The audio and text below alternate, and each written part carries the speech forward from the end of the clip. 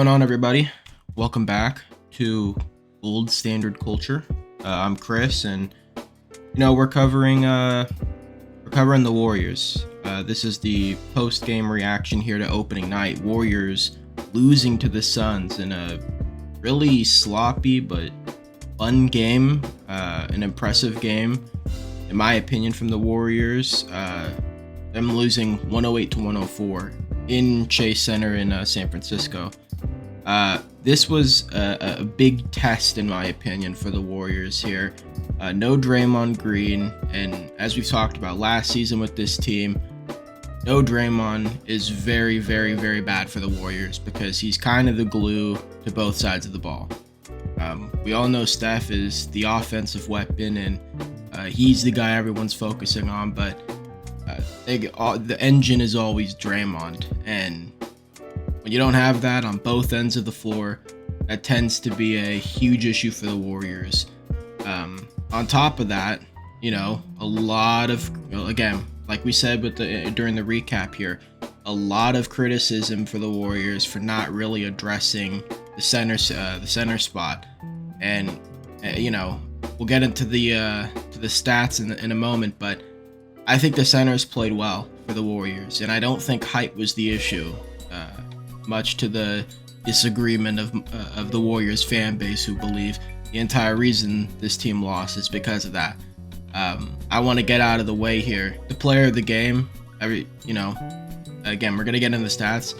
It's going to look like it was Devin Booker. The player of the game was Josh Okogie. Josh Okogie absolutely carried. Just did everything. Hit clutch shots and ones, transition layups, offensive rebounding, boxing out well for other Suns to come get the ball. He was just everywhere. Played good defense. Got a couple steals here, or a steal here. He played great basketball, and I absolutely carried, in my opinion. And that was the reason the Warriors lost. It wasn't because no one could box out Nurkic. They did a good job keeping Nurkic off the offensive glass. Same with Drew Eubanks, who had a great game himself.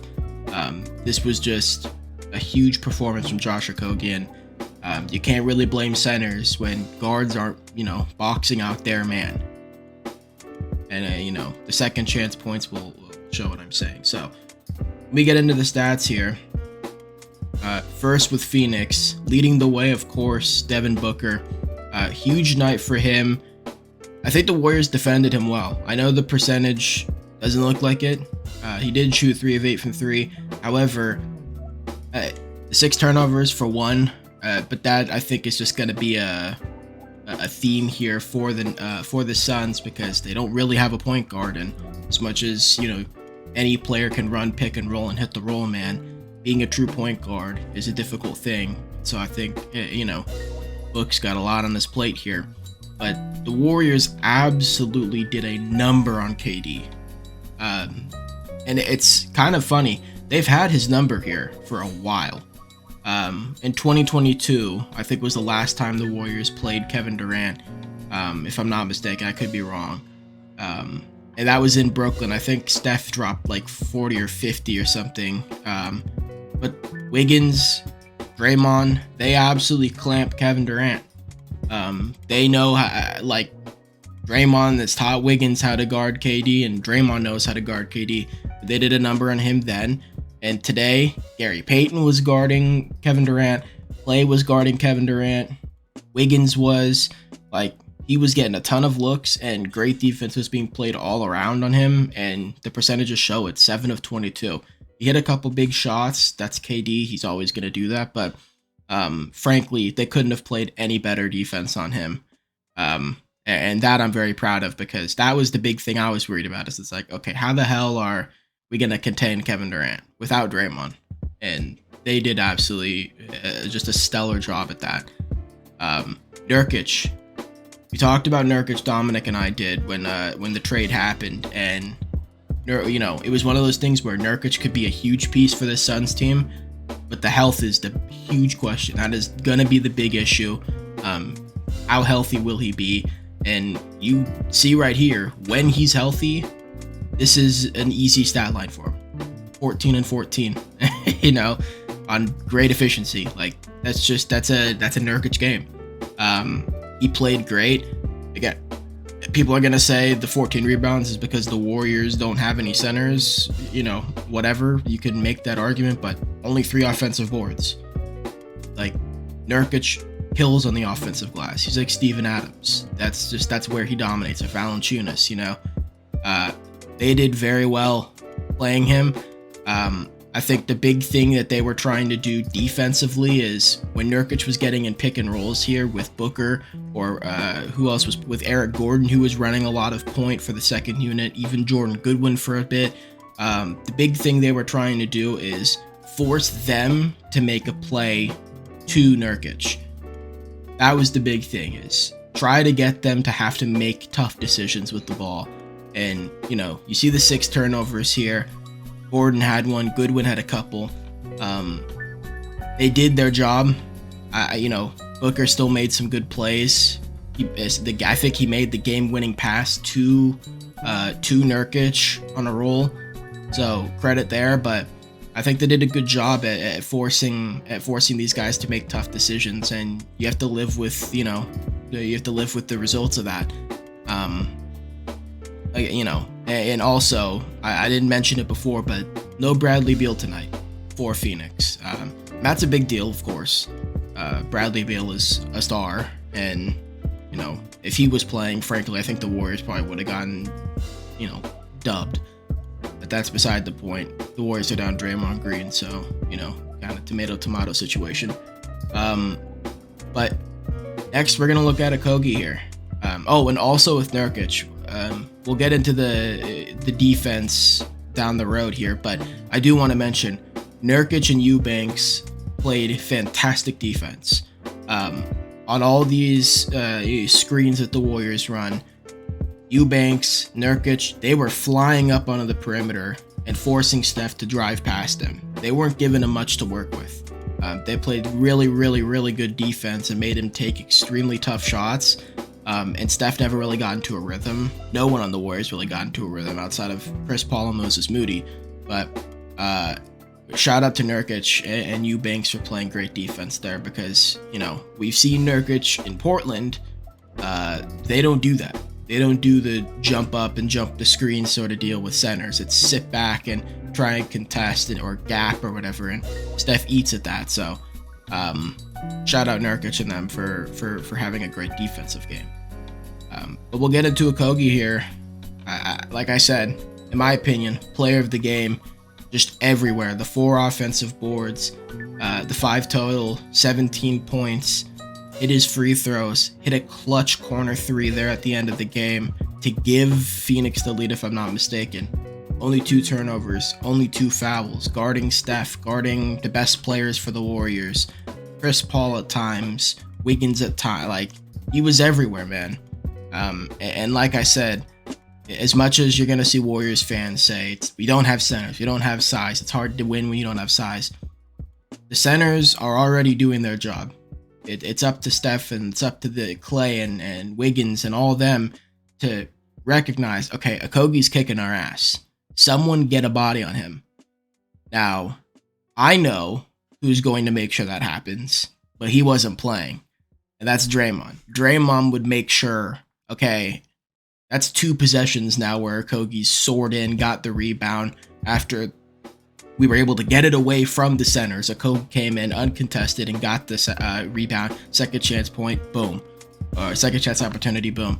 Draymond would have only let that happen a couple times before the adjustment was made, and Okogie's impact, null and void.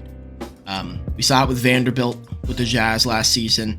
Vanderbilt had a game where he was just completely doing the same thing as Okogie, offensive board. And the next time they played, Draymond made the adjustment, you know?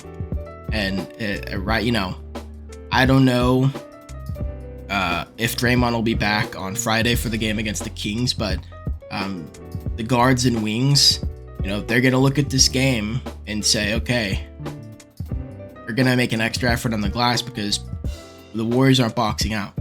They're focusing strictly on the centers, and they're not boxing out the guards. So that's going to have to be a big point here of emphasis for the Warriors.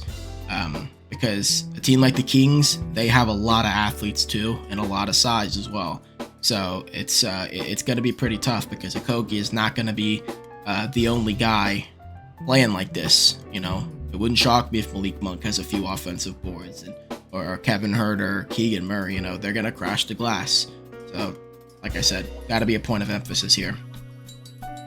For the Suns bench, Drew Eubanks, big game. The defense he played, spectacular.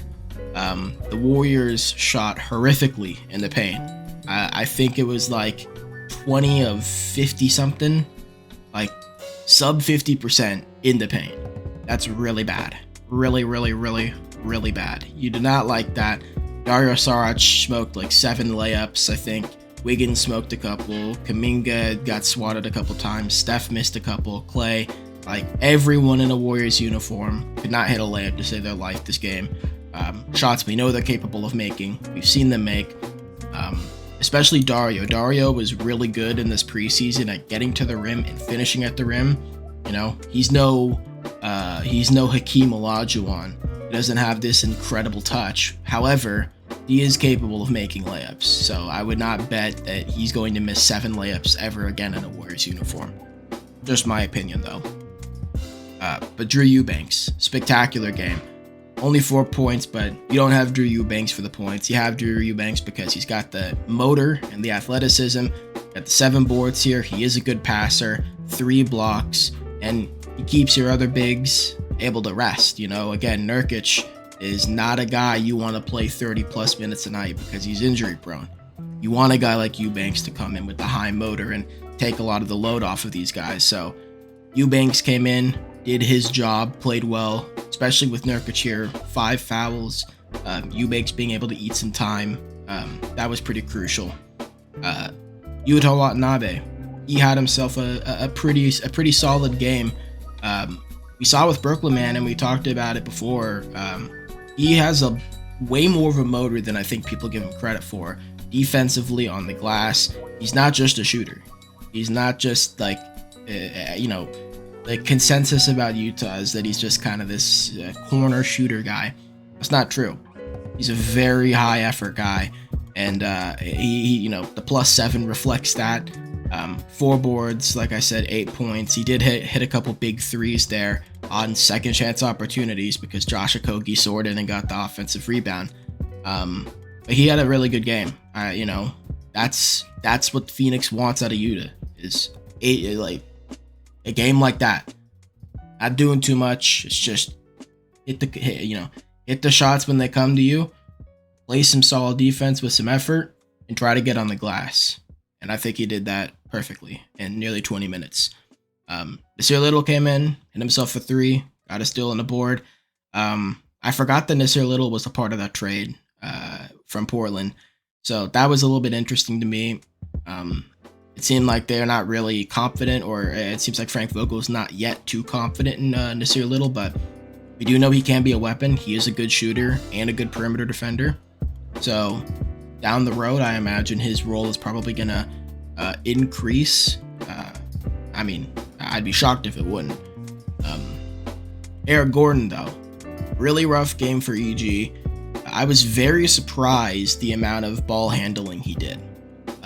He was the primary ball handler for a lot of this game for Phoenix. And we've always known, the Warriors fans know from the, battles against the Rockets, Eric Gordon has a good handle on the ball, and he's really good at driving to the rim. He's got good touch. And so did a lot of that, a lot of driving.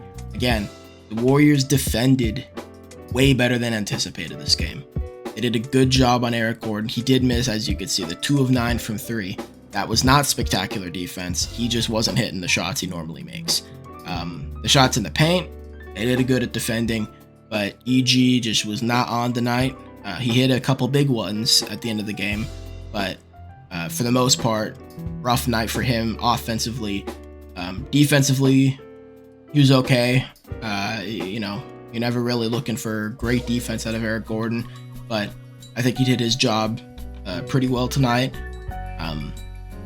Again, Josh Okogie's night really makes up for kind of a an awkward game here for Phoenix. Kevin Durant going 7 of 22 was really kind of the catalyst for, okay, the Warriors are in this thing. But Josh Okogie kept them from really having to deal with any issues. And Jordan Goodwin played. Again, another high effort guy.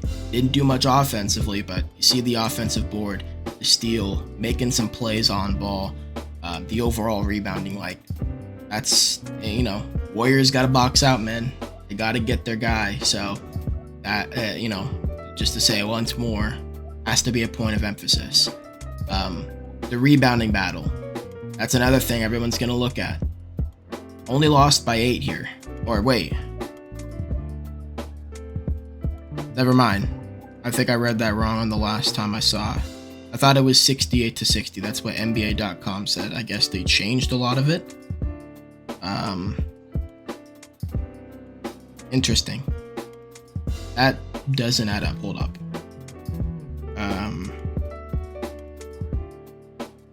NBA said 68-60. We're on ESPN and they're saying 60-49, which is only like a three rebound difference, but a difference nonetheless, right?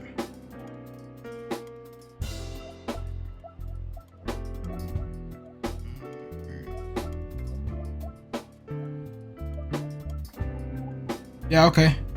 11 rebound difference. I guess they changed it. That's fine. Still, I don't think the Warriors did a horrible job on the rebounding.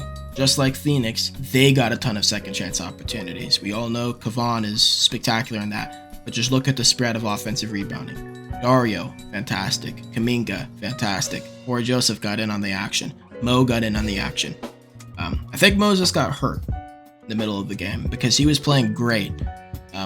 But I think something happened. He took a weird fall.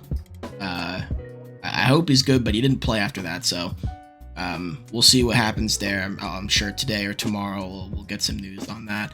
But the offensive rebounding was huge here from the Warriors, just like with Phoenix. But that was kind of the point here. As you see, Kevon did his job, 11 boards. Dario in 20 minutes, 7 boards. Like, they were still fighting. Kuminga, we talked about him needing to get on the glass and really take advantage of his athleticism. 6 boards. With Wiggins, I was not impressed. Wiggins had a really rough night on both ends of the floor. Only 1 rebound, though. That was the biggest issue for me is, one thing, like, when Wiggins is not doing well offensively, which happens because he's not like this killer instinct guy. He's kind of just, in the flow of the game. If he gets a shot opportunity, he'll take it and whatever happens. But he normally can hang his hat on the defense, which also was not spectacular tonight. I think Gary and Kuminga and Klay Thompson played way better defense on Kevin Durant than Wiggins did. But the rebounding is something that we saw again in the finals and in the playoffs in general, where Wiggins was really starting to excel as a rebounder. And as a 6'8" athletic freak, you want Wiggins and you need Wiggins to be a big time rebounder. Like, Klay is just starting to really take advantage of his ability to get on the glass. Preseason, even though the shot's not falling, and we'll get into Klay's shooting, but the shot hasn't been falling for him, but the rebounding's been there, and the playmaking has been there. He's not forcing shots, he's taking shots and not hitting them, but he's not forcing, he's making the right play. So Klay's really trying to just make stuff happen throughout the game. Wiggins has struggled with that. Steph, 5 rebounds, can't happen, can't have more rebounds than Wiggs. Chris Paul, 6 boards, can't have more than Wiggs. Like, that's unacceptable in my opinion. Corey Joseph had the same amount of rebounds as Andrew Wiggins, and he played 4 minutes. Like, come on, dude. You know what I mean? Also, Kuminga ended up finishing the game over Andrew Wiggins, and Kuminga had 5 fouls. So, we all know Steve Kerr likes to ride the hot hand, but that should say something. It's like Kuminga was having far more of an impact on this game than Andrew Wiggins was, and like, you don't really want to see that, in my opinion. Move on from there. We've got Chris Paul. Chris Paul really struggled early in the game. I know the three didn't look too good, but once that third quarter hit, CP took over. He was incredible. Like, I know the offense may not show it, but Chris Paul really got the game under control for the Warriors. And again, that's what they traded for him to do, is to just get shit under control when everything's in disarray. And that's what happened. And that's, again, I don't know if Draymond's going to be back Friday. I hope he is. But if he's not, they're really going to need Chris Paul to continue to be this guy. Because Jordan Poole just couldn't do that. When he came in, Jordan Poole did not slow the game down, make the right plays, get everybody in position, keep things rolling. Jordan Poole came in and it kind of just went from bad to worse really fast. Chris Paul also did pretty well defensively. We always know the effort from Chris Paul defensively is going to be there.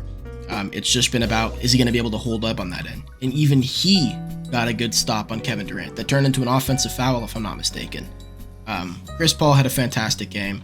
Third quarter, took over, and then he had to come back in the fourth quarter early because Steph picked up his fifth foul on a stupid little touch foul on, I think it was Yuta. So Chris Paul really played a good game here. And again, that is what they need from him to continue to do this. This is exactly what you got him for. Again, you hope the shooting percentages are up, and I'm not worried about that whatsoever. It was kind of just a clunker for every guy in a Warriors uniform. Not much to Phoenix's defense, which is still pretty mediocre. It was just, these are shots they don't typically miss that they were missing. The only great defense they played, like I said, was Nurkic and Eubanks really doing a great job at cutting off Steph's first look off of screens and forcing him to drive past or make another play and, kind of just disrupt him. So, for the most part, I think the Warriors were just missing shots they normally hit, especially in the paint. Move on from there, we've got Steph. Steph leading the way with 27. He had an okay game. Again, didn't really get the looks we're accustomed to Steph getting. Never really got rhythm, but 7 of 7 from the line, good. Steph's free throw percentage has hasn't been as good as we know it can be. It's still great, obviously, but Steph last season was missing, it felt like a lot of free throws, so 7 of 7 night for him. Great, attacking the rim again. Steph's going to make the right play. I know he's got 14 threes, but he's going to, he's not going to settle, and I think a few of them were just at the end of the game, but getting on the glass, huge. The 1 assist sucks. You want to see Steph get more involved in the playmaking, but again, with Chris Paul, that kind of removes Steph's need to consistently be the on-ball playmaker if Draymond's not in the game. So that was pretty crucial for Chris Paul to be in there. And Steph played some good defense. He was getting matched up on Book a couple times. Kogi, I think he got matched up on Eric Gordon a bit. And, again, we see Book with the 32 points, but I think Steph did okay. The -9 is not what you want to see, but that was mostly having to do with the Josh Okogie just crushing Steph on the offensive boards. So, again, box out, man. You got to box out. But again, not worried here about Steph. He'll be perfectly fine. Even in a 8 of 20 game, he's still dropping 27 and 5. So, what are you gonna say here? Clay leading the way in minutes, which I want to first point this out with Clay. Warriors fans, y'all are some assholes. Stop shitting on Clay because he didn't have a good shooting night. He had just as bad a first month last season, and then ended up being the best and most crucial player for the Warriors before the playoffs started. He is the main reason that Warriors team last year made it into the playoffs. Okay? He had a really rough start, a rough preseason, and then was just fucking absurd for the remainder of the year, especially in January. So stop shitting on him. Stop acting like Clay is just completely fallen off. You guys are treating him like he's Geno Smith, and he's been ass his whole career, and he's been good for one season now, and you guys are just like, the first sign of any fall off, and it's just automatically over. We got to get a new shooting guard. Stop it. Clay had a good game. He didn't shoot well. No one on the Warriors did, outside of, again, Moses Moody, even Jonathan Kuminga had an okay night. Aside from them, no one did. So don't just look at Clay. Don't just look at Wiggins. Don't just look at, like, everyone kind of suffered on the floor. Outside of Book and a couple of the Warriors bench players. Clay still did a lot of stuff. That +9 says that. The 7 rebounds, the 3 assists, great defense on Kevin Durant. Clay had a very good game. The shots are going to fall eventually once he gets into the swing of things. It's the start of the year. His legs, they take longer to warm up than other guys. All the shots he were missing were short. That's a sign that his legs are not yet ready. It's going to take some time. Stop bitching, Seriously. I do not want to have to go through another season where every fucking time I do a reaction, I have to tell people to lay off of Clay because, it's ridiculous. We've talked about it before. The Warriors fan base is like a fucking, school of piranha. It's annoying. I digress. Going into Dario Saric. Dario had a rough night offensively, still a +7, which good. I mean, the bench, we talked about it during the recap. The bench for this Warriors team is going to be astronomically better than it was the last couple years. I know 2022's bench was pretty solid, but this one is way better in my opinion. Again, if it weren't for, shooting 35% from the field, 23% from 3, getting out rebounded mostly because you didn't box out Josh Okogie and the second chance points that came from that. The Warriors did a great job at taking care of the ball, not fouling much. It was just they weren't hitting shots, but the bench kept them in the game, man. Chris Paul really helped out with the bench. Kevon played some minutes with the bench. Clay did too. These guys killed it. Dario had a good game outside of the just missing layups that, again, we know he's capable of making. I'm not worried about him. You see these shots go in. Just wasn't making them tonight, But he also had the right idea of going to the cup, especially when the Warriors had those lulls of not getting to the free throw line. He was trying to make sure they did get to the free throw line, of course didn't, but the effort was there on getting to the cup. So 7 boards, still offensive, 4 of them. And the playmaking, we all know Dario has it. And the defense was actually pretty solid. He got a block on, I think, Eric Gordon, and I think one of them was Devin Booker, if I'm not mistaken. Could be wrong on the second one, but I know one was on Eric Gordon. And again, he helps Kevon Looney not have to deal with all the fouls, gives him a bit of a break so he doesn't have to play 30-something minutes. But Dario tonight was pretty clutch in my opinion, just missing the layups there. Next we got Kuminga. And Kuminga, like I said already regarding Wiggins, the rebounding was absolutely huge.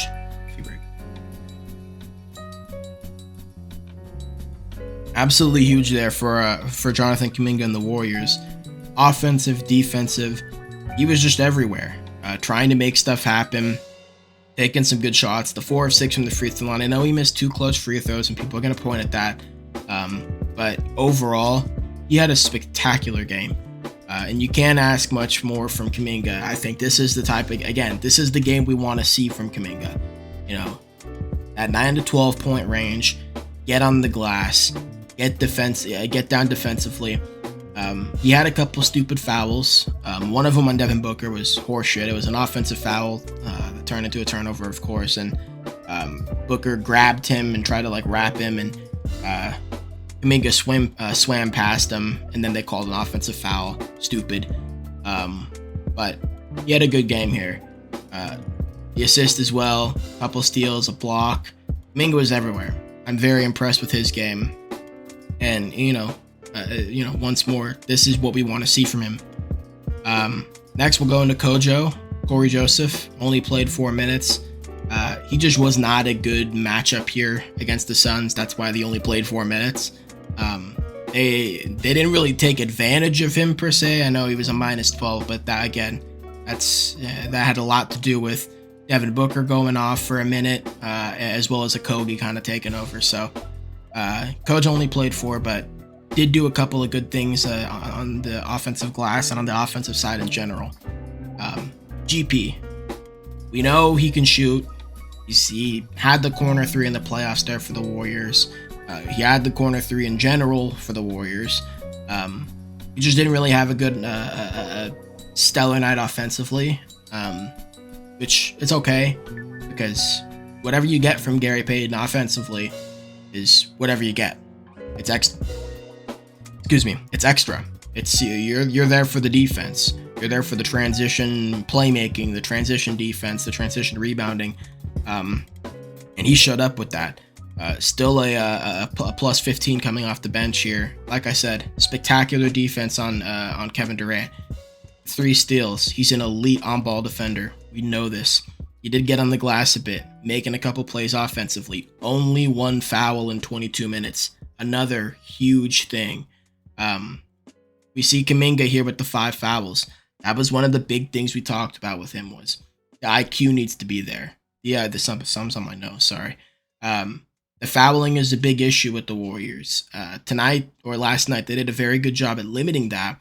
But having multiple guys that can come off the bench, play excellent defense, and not foul out of the game to save a guy like Draymond, to save a guy like Wiggins or Clay is huge. And Gary answered the call there. And then last but not least, we've got Moses Moody. And I talked about with Mo. I was very just unsure about what his role could be on this team. With him, it always feels like he's ready, but doesn't look ready. He plays like he's ready. It just doesn't visually seem that way. Again, I know it sounds weird, but that's just how I view it. But he had himself a very, very, very good night, and I couldn't be happier with his performance. I know the -6, people will look at that, but Moses was incredible. Really came in, made things happen defensively, got on the glass, making shots. Like I said, he was one of the only real consistent offensive guys here for the Warriors, and without him, again, he did end up, I think, getting hurt. The Warriors would have lost by a far bigger margin. So this was a big showing for Moses, and like I said, I feel very confident about this bench. And if Moses can play like this consistently, A+. Couldn't be happier. But overall, man, this was a good game. We'll get into the team stats here. We'll do the second chance points. Let's see. Already there.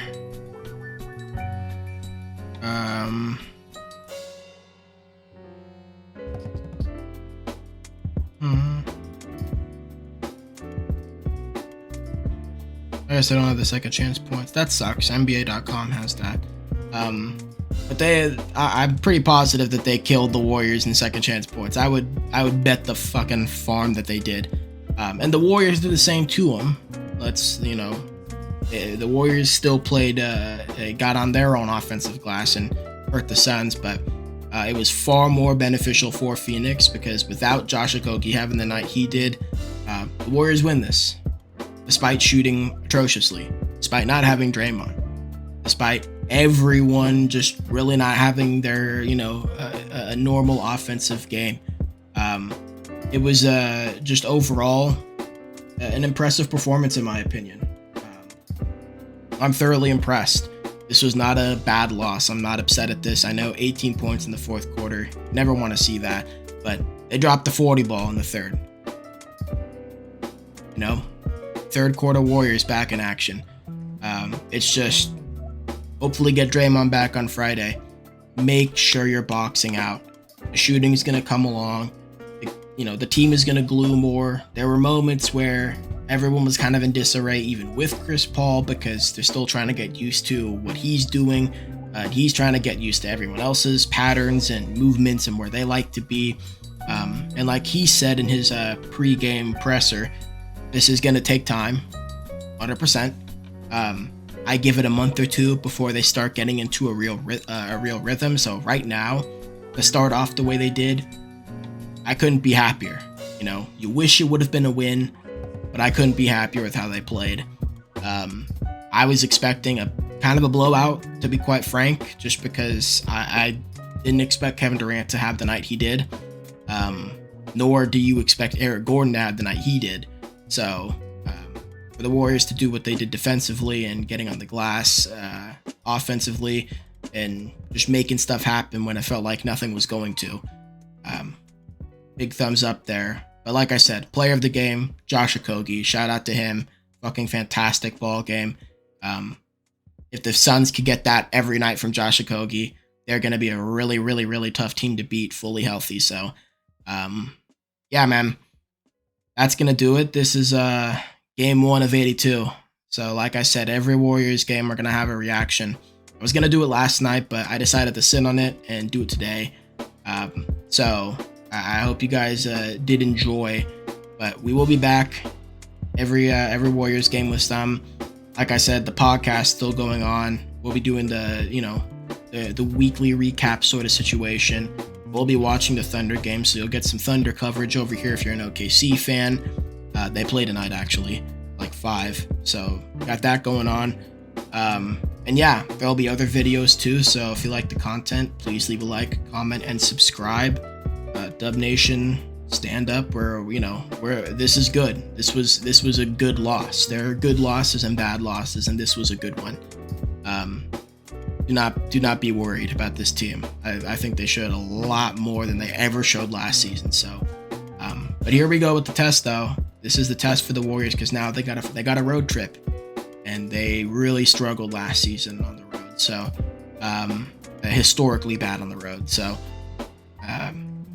Sacramento to start. We know what that crowd's gonna look like. So, hopefully we get Draymond back here, and the guys could put on a show. But yeah, other than that, that's going to wrap things up. Appreciate you guys watching. Have a good rest of your week, and peace.